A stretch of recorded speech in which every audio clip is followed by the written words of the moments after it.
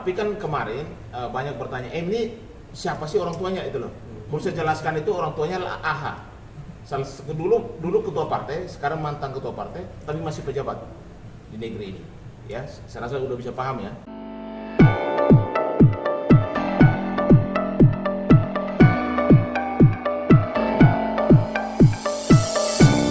Pemimpin di geng tersebut, yang diduga pemimpin di geng tersebut, dan banyak anggotanya.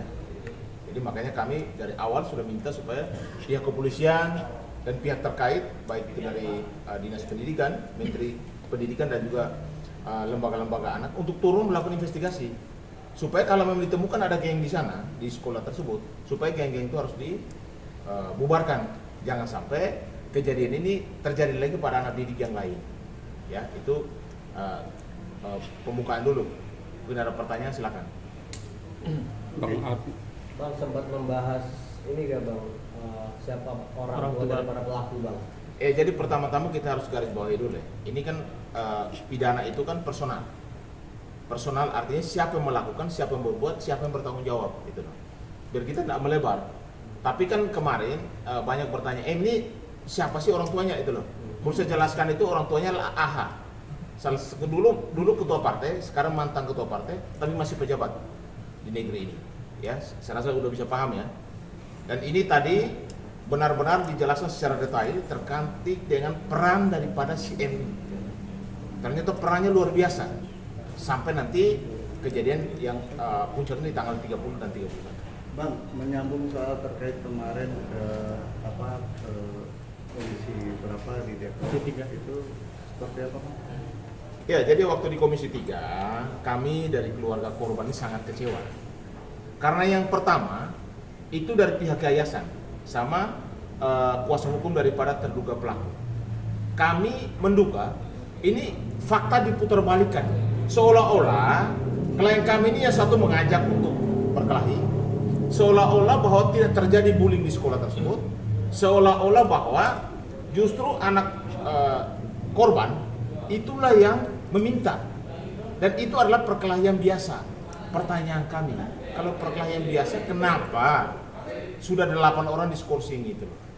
Lalu kenapa anak korban tidak diskorsing? Yang kedua, itu kejadiannya 2 kali di tanggal 30 dan 31. Kemana tanggung jawab sekolah dan pihak keamanan? Emang sekolah boleh membiarkan orang melakukan perkelahian kalau memang menurut mereka seperti itu? Karena undang-undang pendidikan menyatakan bahwa peserta didik harus mendapat keamanan kenyamanan di sekolah tersebut. Dan anak korban sampai saat ini mengalami psikis berat. Fisik mungkin sudah selesai, psikisnya sampai saat ini masih didampingi oleh psikolog. Karena dia mengalami psikis berat, tidak mau ke sekolah lagi karena ada rasa trauma dan ketakutan yang luar biasa. Makanya kalau sampai ada yang menyampaikan di berita bahwa waktu dia di sekolah di Al-Azhar, sekolah di mana tuh? Di Mentari, itu anak korban itu ada persoalan di sekolah tersebut. Kami jamin tidak ada sekolah, tidak ada masalah di sekolah, kedua sekolah tersebut. Itu semua suratnya dari pihak sekolah sudah berikan kepada kami. Kenapa dia pindah ke BINUS? Karena memang rumahnya berdekatan dengan BINUS. Bukan berarti dia ada masalah di sekolah-sekolah sebelumnya, itu nggak ada sama sekali, itu fitnah. Itu hoax tuh. Jadi kalau sampai ada menyatakan tersebut, kami akan ambil tindakan terhadap orang tersebut. Karena dia tidak punya bukti sama sekali terkait dengan sekolahnya anak korban di Al-Azhar dan juga di sekolah Mentari tersebut. Bang, ada upaya nggak Bang? Ini CCTV ini dibuka secara keseluruhan. Ini kemarin kan sempat hanya sekilas saja gitu, meminta gitu untuk pihak dari abang itu untuk upayakan gitu. Jadi begini, kami akan surati pihak Polres. Sebenarnya yang namanya pegang handphone siapa saja yang memvideo waktu itu disita saja, supaya dilihat nih. Karena yang ditunjukkan sekarang di publik itu adalah video yang menguntungkan pihak korban. Kan itu kan dugaan kami itu diedit itu. Itu kan di tanggal 27 CCTV-nya, lalu videonya tanggal 31 nggak ada sama sekali gitu yang ditunjukkan. Makanya kami minta supaya CCTV seluruh di wilayah itu disita oleh pihak penyidik, dan juga video itu waktu kejadian itu supaya disita juga. Siapa yang memvideokan, handphonenya disita saja supaya dicek. Jangan sampai diberikan kepada penyidik oleh kuasa hukumnya, itu sudah ada dugaan di edit itu. Kami minta video yang lengkap, karena kejadian itu panjang, bukan sepotong seperti itu. Bang, ada saksi dari pihak korban Bang?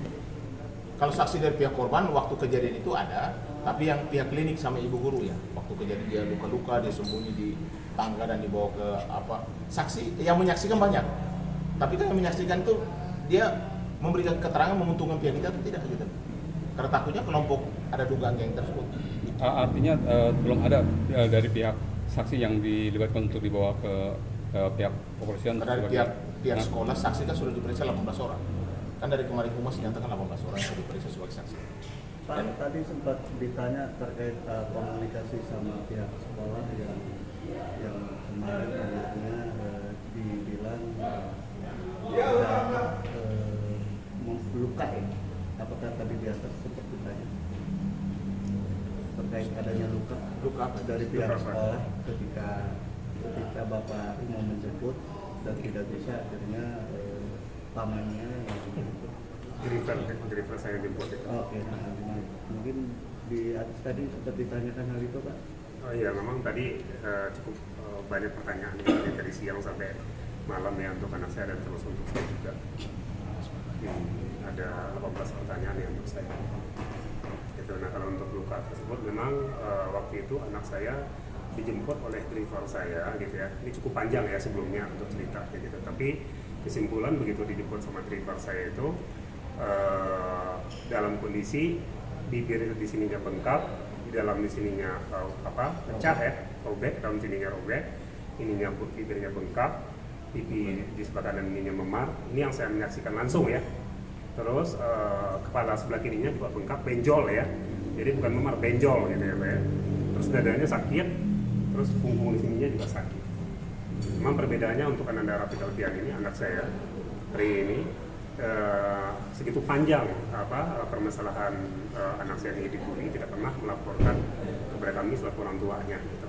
Jadi diam-diam aja berupaya untuk menyelesaikan sendiri seperti itu Pak. Sekaligus memberikan barang bukti bentuk voice note itu atau Voice note apa? yang terkait komunikasi sama pihak sekolah kesehatan itu. Oh iya, saya ada. Berarti tadi diserahkan juga barang bukti itu Itu sudah sama kepolisian. Bang, ini apakah ada dugaan keterlibatan dari orang tua yang berinisial AH tersebut? Jadi kasusnya agak berlarut darah mending dan jadi ada. Ya, jadi perlu saya jelaskan, BINUS ini sekolah orang kaya, Mas. Kalau kayak kita, orang miskin tidak bisa sekolah. Orang sekolahnya mahal kok. Emang Mas bisa sekolah di sana? Jadi yang ada di sana adalah keluarga daripada bapaknya pejabat, bapaknya memang orang berada, bapaknya orang hebat atau keluarga yang hebat. Karena secara ekonomi memang di sana juga pembayaran sekolah kan cukup mahal. Nggak, berarti ada diduga ada keterlibatan. Bukan diduga lagi, kan mereka ngomong sama korban, bapak saya anggota dewan, bapak saya ketua partai, bapak saya bos minyak, bapak saya ini orang hebat di sini. Artinya yang berada di situ menyatakan kepada korban bahwa bapak-bapaknya itulah penguasa di negeri ini. Gitu. Dan setelah kita telusuri memang ada beberapa yang benar. Gitu. Jadi Ya. mempengaruhi kasus ini nggak Bang? Jadi Hah? mempengaruhi. Adanya orang kuat seperti itu. Kalau mempengaruhi kita nggak tahu ya, mungkin ke pihak kepolisian. Tapi bagi kami sebagai keluarga korban, kami akan tetap berdiri pada kebenaran bahwa ini Rafiq adalah korban.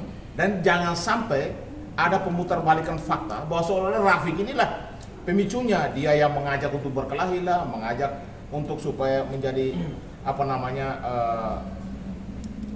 melakukan tindakan-tindakan yang di toilet tersebut. Itu bukan. Coba lihat dari CCTV aja lah. Waktu mereka datang itu dia Rafiq sama siapa? Dia diimpit sama beberapa orang ke toilet. Makanya video di toilet itu supaya yang lengkap. Karena ada tanggal 30 tanggal 31. Sama semua CCTV itu supaya disita oleh pihak penyidik untuk sudah bisa dicek di lab. Karena kalau tidak nanti dipotong-potong, sepotong-sepotong akhirnya memicu bahwa seolah-olah kejadian itu adalah pertengkaran biasa, perkelahian biasa. Padahal kejadian tidak seperti itu. Bang, penegasan sikap aja Bang dari Abang sebagai kuasa hukum ini gimana Bang soal usulan soal RG Bang? Artinya gimana sikap akan diambil, apakah akan terus berlanjut seperti apa? Ya kalau tidak ada niat baik kami akan lanjut terus. Kami tidak akan jeda. Kalau orang sudah melakukan tindakan, misalnya sekarang ini prosesnya sudah sampai 3 sidik, mungkin sebentar lagi ada tersangka. Harusnya dari pihak sana dong yang harus mengkomunikasikan dengan pihak kita dong. Masa pihak pelaku yang harus berkomunikasi? Tidak mungkin. Soal RJ pertama itu dianggap deadlock, artinya gagal. Dan mungkin mereka akan bangun lagi komunikasi atau RJ dengan pihak keluarga, dengan pihak penasihat hukum, silakan. Selama itu tetap di dalam koridor hukum, kita tidak boleh melanggar hukum. Ya.